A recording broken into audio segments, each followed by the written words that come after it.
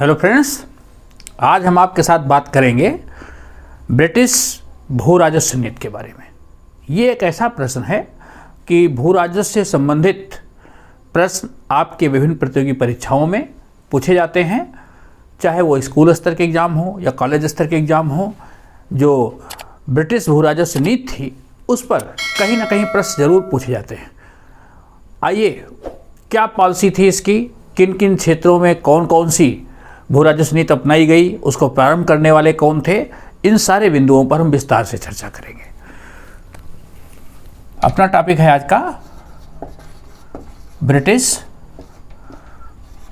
भू राजस्व नीति।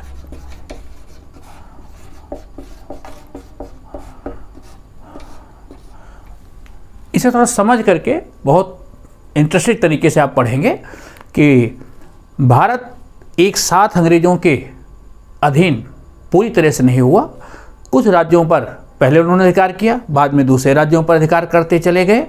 चूँकि अंग्रेज यूरोप से आए थे, वो भारत की जो राजस्व व्यवस्था थी उससे पूरी तरह से परिचित भी नहीं थे, तो प्रारंभ में उन्होंने इन चीज़ों को अपने हाथ में नहीं लिया। धीरे धीरे जब उनको लगा कि भारत में प्रबंधन करने के लिए काफ़ी पैसे की आवश्यकता है, सेना रखने के लिए पैसे की आवश्यकता है, तो भू राजस्व नीति को सुव्यवस्थित करने के लिए उन्होंने इस क्षेत्र में कदम उठाया। तो पहले अंग्रेज़ों का जो क्षेत्र था बंगाल, जिसमें आज का जो बिहार उड़ीसा का क्षेत्र है, बंगाल बिहार उड़ीसा, ये सब बंगाल प्रांत का ही हिस्सा होता था। ये क्षेत्र अंग्रेज़ों के सबसे पहले नियंत्रण में आया। अंग्रेज़ों को बंगाल की दीवानी 1765 में प्राप्त हो गई थी। लगान वसूल करने का अधिकार मिल चुका था, लेकिन अंग्रेज स्वयं लगान नहीं वसूल करते थे। उसको उन्होंने ठेके पर दे रखा था, भारतीय ही व्यवस्था करते चले आ रहे थे। पहली बार इस क्षेत्र में उन्होंने लगान वसूल करने की जो व्यवस्था की, उसको स्थायी बंदोबस्त या इस्तमरारी बंदोबस्त या जमींदारी बंदोबस्त, इन नामों से जानते हैं। ये बंदोबस्त कब किया गया था? 1793 में, और उस समय गवर्नर थे लॉर्ड कॉर्नवालिस। तो ये प्रश्न पूछाता है किसके समय में बंदोबस्त किया गया, किस क्षेत्र में किया गया। तो बंगाल बिहार उड़ीसा, यहाँ पर ये व्यवस्था लागू की गई, जिसको स्थायी बंदोबस्त कहते हैं। स्थायी बंदोबस्त क्यों? क्योंकि लगान को स्थायी रूप से कर दिया गया था। और ये किसके सुझावों पर लागू की गई थी? सर जॉन शोर, ये रेवेन्यू एक्सपर्ट थे।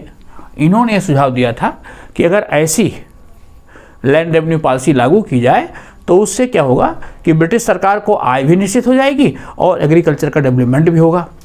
तो एक्सपर्ट एडवाइस थी सर जॉन शोर की। 1793 में लॉर्ड कॉर्नवालिस के समय में लागू की गई। इस बंदोबस्त में क्या व्यवस्था थी वो हम अभी डिटेल में पढ़ेंगे। दूसरी पॉलिसी इनकी थी रैयतवारी, रैयतवारी बंदोबस्त। रैयतवारी बंदोबस्त कब लागू किया गया था? 1820। कहाँ? बम्बई और मद्रास प्रेसिडेंसी।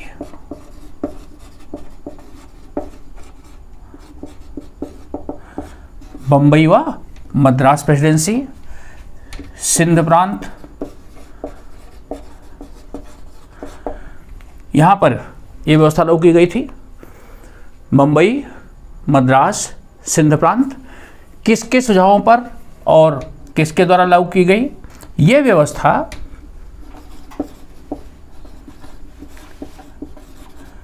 कैप्टन रीड और टॉमस मुनरो।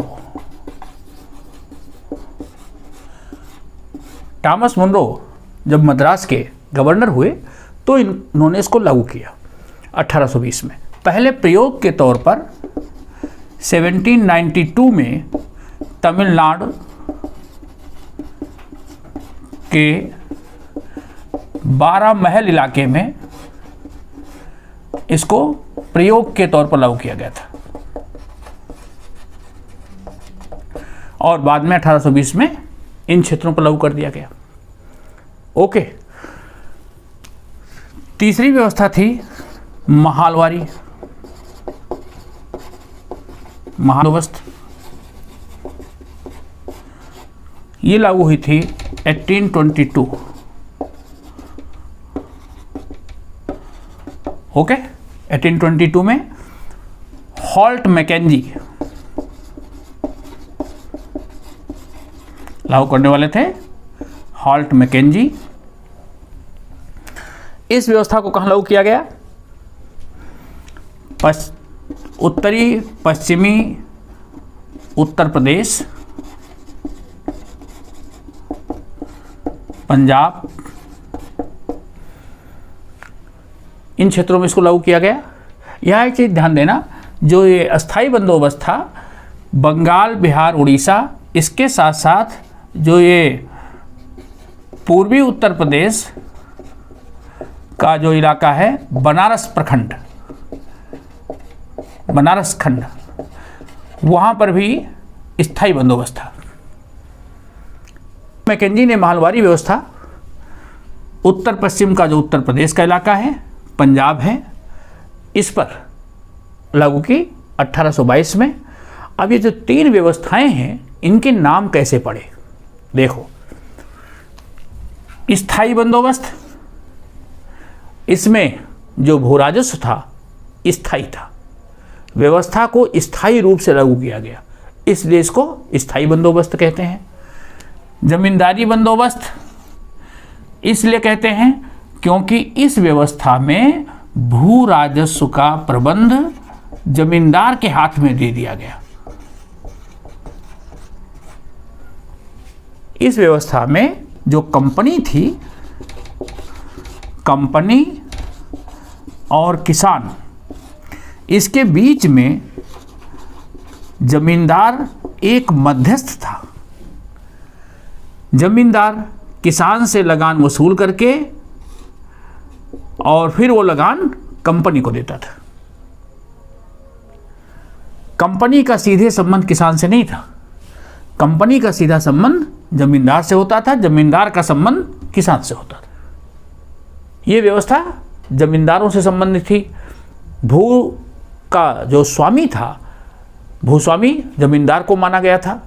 जमींदार लगान वसूल करता और वो लगान वसूल करके कंपनी को देता। ओके, रैयतवारी, रैयत का अर्थ होता है प्रजा। जो किसान थे, किसानों से कंपनी का, पहली व्यवस्था में ये कंपनी से सीधे किसान का संबंध नहीं था, ध्यान रखना। दूसरी व्यवस्था जो रैयतवारी थी, उसमें कंपनी का संबंध किसानों से था, ये संबंध डायरेक्ट था। और सरकारी कर्मचारी किसानों से कर वसूलते थे। तीसरी व्यवस्था में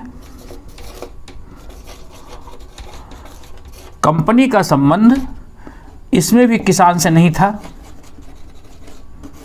इसमें जो महाल होता था, महाल के जो मुखिया होते थे, महाल का मतलब गांव का समूह, ठीक है, गांव का जो समूह होता था, उसका जो मुखिया होता था, वो किसानों से लगान वसूल करके कंपनी को देता था। ओके, ये व्यवस्था थी। तो कंपनी महाल के मुखिया से पूरे महाल का लगान निश्चित होता था, वसूली करती थी। ये व्यवस्था थी।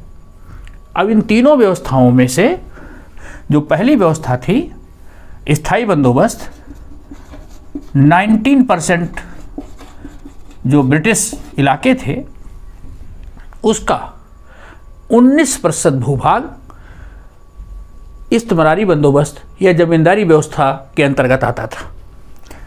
दूसरी व्यवस्था है रैयतवारी। रैयतवारी सबसे अधिक भू क्षेत्र पर 51% एरिया इस व्यवस्था में कवर होता था। महलवारी व्यवस्था लगभग 30% भूभाग इसमें आता था। ओके, अब ये भी देख लीजिए, इस व्यवस्था में जो लगान की दर थी, लगान लगभग 89%, कुल उपज का 89%, बहुत ज़्यादा लगान।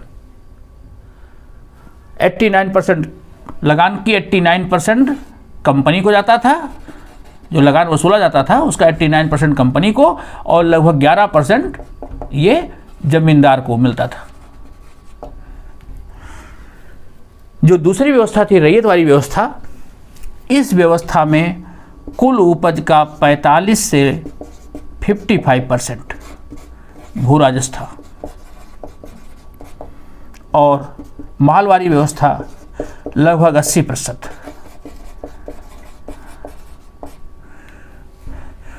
तो इस तरह से लगान की वसूली होती थी।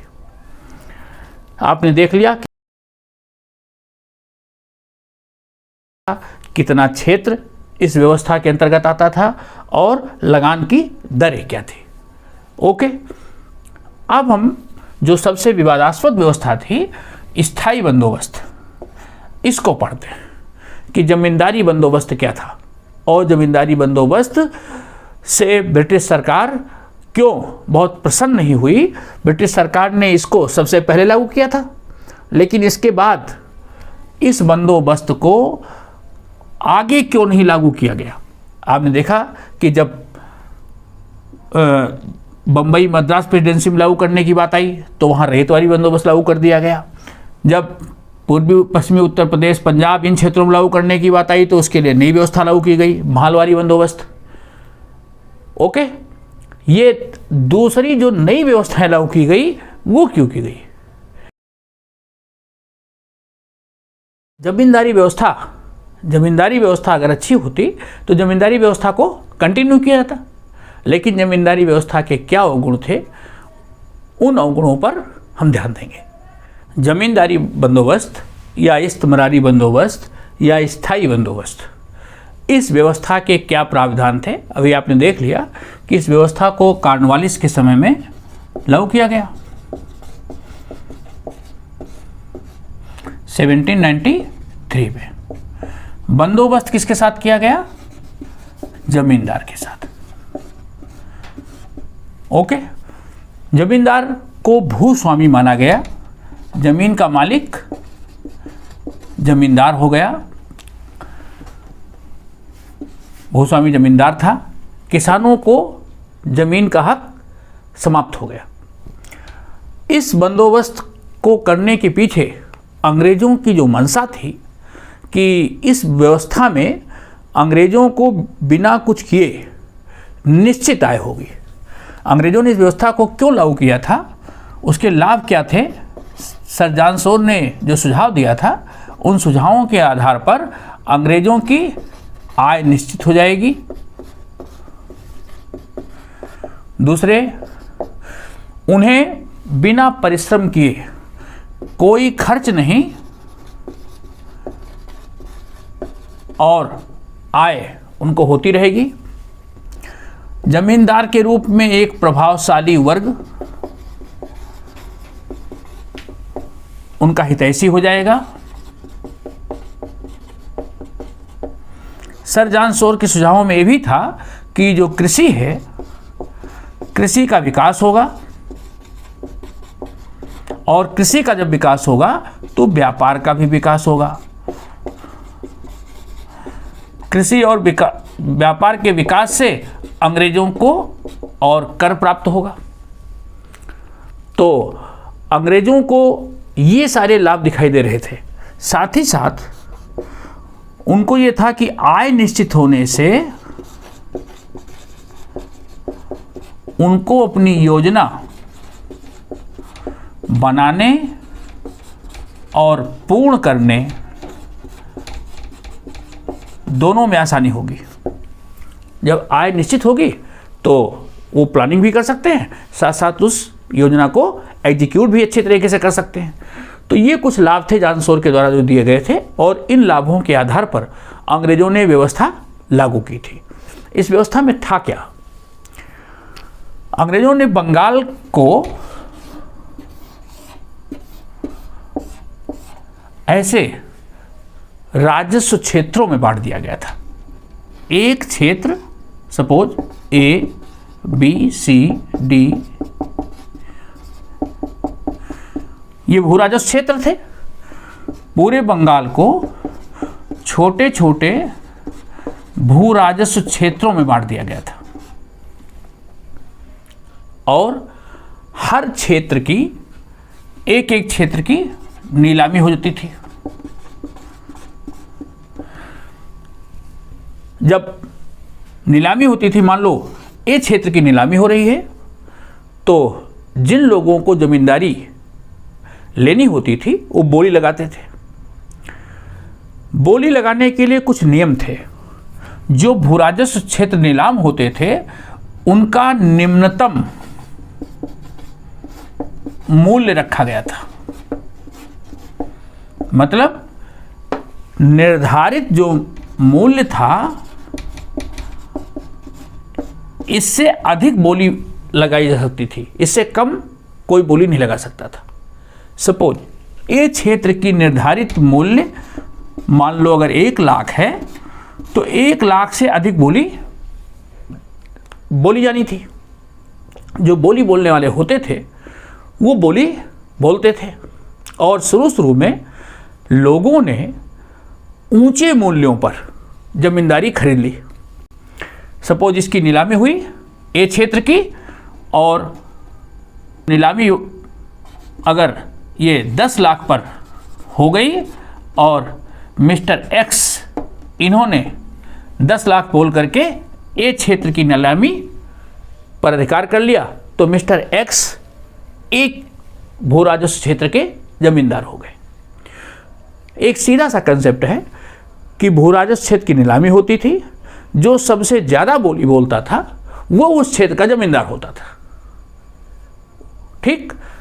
अब मिस्टर एक्स ने, अगर उदाहरण को देखिए, मिस्टर एक्स ने अगर 10 लाख की बोली बोली है तो मिस्टर एक्स को प्रतिवर्ष ये 10 लाख किसको देना है? कंपनी को। मिस्टर एक्स प्रतिवर्ष कंपनी को 10 लाख देते रहेंगे और जब तक मिस्टर एक्स कंपनी को 10 प्रतिवर्ष देते रहेंगे, ये जो ए राजस्व क्षेत्र है इसके ऊपर एक्स का अधिकार होगा। जब तक वो कंपनी को निर्धारित आय हर साल देते रहेंगे तब तक ये क्षेत्र उनके अधिकार क्षेत्र में रहेगा। उनके ना रहने के बाद उनके उत्तराधिकारियों के पास रहेगा। लेकिन किन्हीं कारणों से अगर मिस्टर एक्स ये अमाउंट नहीं दे पाते हैं तो वो नीलामी में जमींदारी ले ली जाएगी, जमींदारी छीन ली जाएगी और उसकी फिर से नीलामी कर दी जाएगी। और एक चीज़ ध्यान रखना, 1794 में इस व्यवस्था में सनसेट लॉ, सूर्यास्त सिद्धांत, इसको लागू किया गया। अंग्रेजों ने देखा कि जमींदार निश्चित समय पर धनराशि नहीं चुकाते, तो अंग्रेजों ने लागू कर दिया 1794 में कि निश्चित तिथि के सूर्यास्त तक अगर आप पैसा नहीं देते तो आपकी जमींदारी छीन ली जाएगी और उसकी नीलामी हो जाएगी। ओके। जमींदार को जो बोली बोलता था वो पैसा निश्चित तिथि के सूर्यास्त तक कंपनी को देना होता था और अगर आप किसी कारणवश फेल हो गए, नहीं दे पाए, तो जमींदारी आपसे छीन ली जाएगी और ब्रिटिश सरकार उसको फिर से नीलामी कर देगी। ये व्यवस्था थी। इस आधार पर जमींदारी की नीलामी होती थी।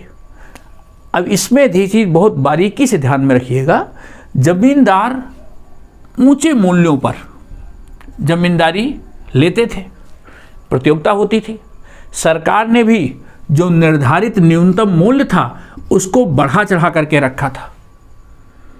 सरकार ने ये संभावना जाहिर कि जमींदार शुरुआती सालों में तो जमींदार को घाटा होगा, लेकिन भविष्य में जमींदार जब कृषि क्षेत्र का विस्तार करेगा तो उसको जो नुकसान हुआ है उस नुकसान की भरपाई हो जाएगी।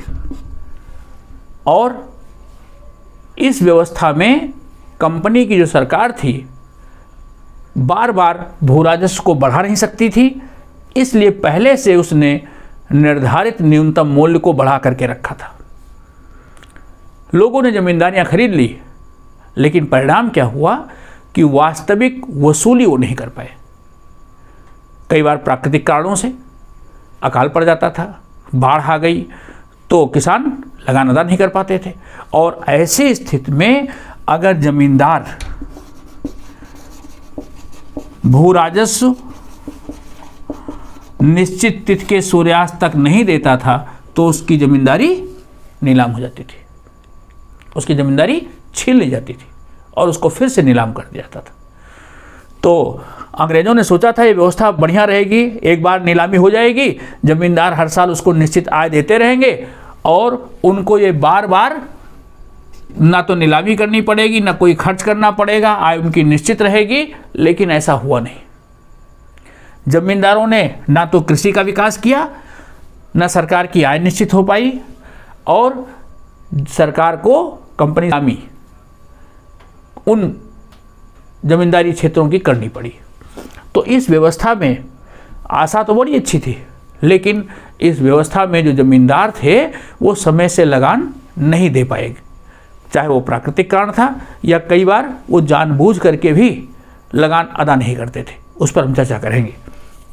अब जमींदारों ने जमींदारी महंगे मूल्यों पर ले ली, लेकिन किसानों से लगान की वसूली नहीं हुई तो वो समय से कंपनी सरकार तक पैसा नहीं दे पाए।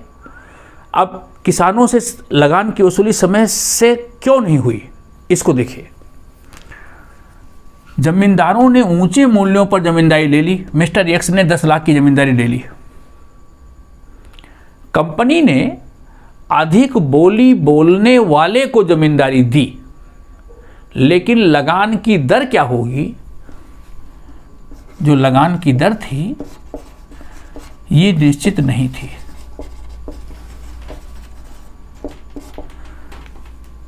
लगान किस हिसाब से लिया जाएगा, इसको जमींदार को निश्चित करना था। लगान की दर जमींदार निश्चित करता था, और जमींदार इस 10 लाख की भरपाई करने के लिए ऊंची दर पर लगान की वसूली करते थे, जो प्रायः किसान नहीं दे पाते थे। लगान की दरें इतनी ज़्यादा थी कि किसानों ने खेती करना छोड़ दिया। लोग जंगलों की तरफ भागने लगे अपने बचाव के लिए। क्यों? जमींदार के जो सिपाही होते थे, उनको अमला कहा जाता था, वो सिपाही किसानों के घरों में जा कर के उनसे लूटपाट करते, अनाज छीनते, उनके हल। तो इस तरह से किसान उससे ऊब चुके थे। जमींदार उन किसानों पर ज़्यादा से ज़्यादा लगान वसूल करने के लिए दबाव डालता और किसान लगान दे ना पाते, और इसलिए वो पलायन कर रहे थे। तो कृषि जो थी वो विकसित होने की अपेक्षा और निम्न स्थिति में पहुंच गई।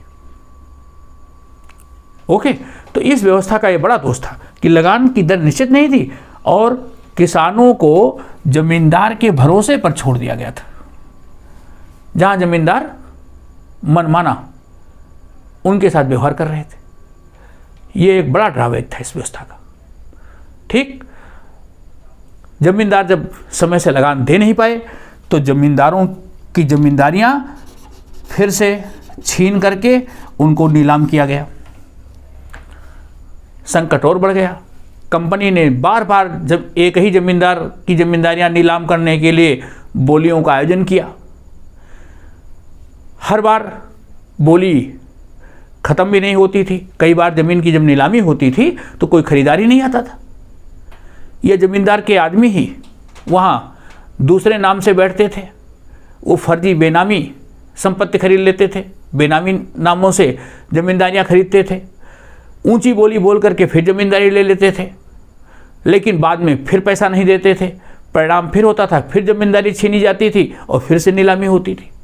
तो मतलब कंपनी सरकार ऊब गई एक ही भू राजस्व क्षेत्र की जो नीलामी थी उसको बार बार करना पड़ा। और कई बार जब कोई जमींदार नहीं मिलता था तो कंपनी सरकार को कम कीमत में भी भू राजस्व क्षेत्र देना पड़ा, कम भू राजस्व में। किसी जमींदारी की नीलामी हो रही है, कोई जमींदार खरीदने के लिए तैयार ही नहीं है, ऐसी स्थिति में कंपनी सरकार को लगान का में कंपनी सरकार उस क्षेत्र को कम कीमत पर भी देने के लिए तैयार हो जाती थी, और ऐसा करके पुराना जमींदार फिर से उस क्षेत्र को खरीद लेता था। तो ये कुछ हथकंडे होते थे। तो इन हथकंडों के द्वारा पुराना जमींदार किसी न किसी दूसरे नाम से उस जमींदारी को फिर से हासिल कर लेता था। तो पहले तो उसने ऊंची बोली बोली, बाद में नहीं दे पाया तो उसी क्षेत्र को वो बार बार की नीलामियों से कम मूल्य में भी लेने के लिए सफल हो जाता था। एक हथकंडा और अपनाते थे जमींदार। उस समय ब्रिटिश सरकार में नियम था कि अगर किसी महिला के नाम से जमींदारी है तो उस जमींदारी को छीना नहीं जाएगा। तो जमींदार क्या करते थे, अपने घर की महिलाओं के नाम से जमींदारी खरीदते थे। जमींदारी किसके नाम से? महिलाओं के नाम से।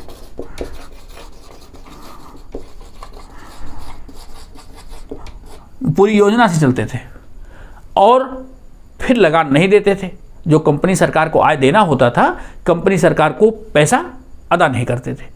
अब चूंकि जमींदारी महिलाओं के नाम से है तो इसको ब्रिटिश सरकार छीन भी नहीं सकती, क्योंकि उस समय नियम था। तो जमींदारी महिलाओं के नाम से खरीद करके अपनी जमींदारी को बचाने का प्रयास करते थे। तो पहला उपाय, दूसरा उपाय, तीसरा उपाय, अगर जमींदारी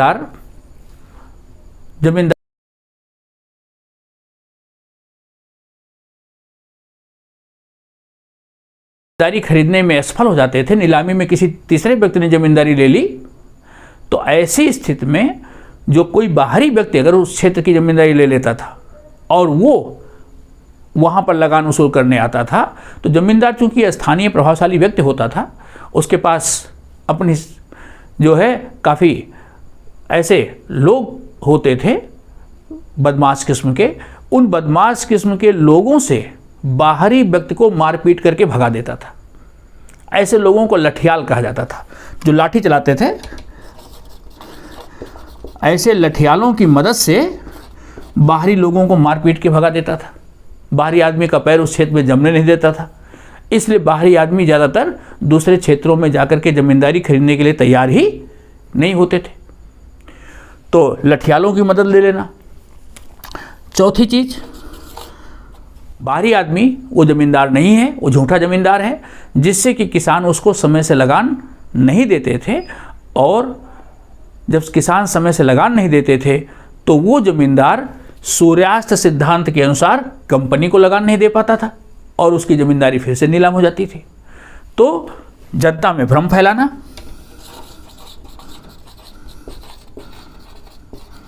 जनता में भ्रम फैला करके नए जमींदार को उस क्षेत्र में न टिकने देना, ये कुछ ऐसे हथकंडे थे जिनको जमींदार अपनी जमींदारी को बचाने के लिए प्रयोग में लाते थे। ओके, तो इस तरह से जमींदार अपनी जमींदारी को बचाने के लिए इस प्रकार से उपाय करते थे, क्योंकि जमींदार जो पहले स्थिति थी, अंग्रेजों ने उसको काफ़ी कंट्रोल कर दिया था। जमींदारों के पास पहले ज़्यादा अधिकार होते थे। अगर मुगल काल को देखें तो मुगलों के समय जमींदारों को न्याय करने का अधिकार था, सेना रखने का अधिकार था,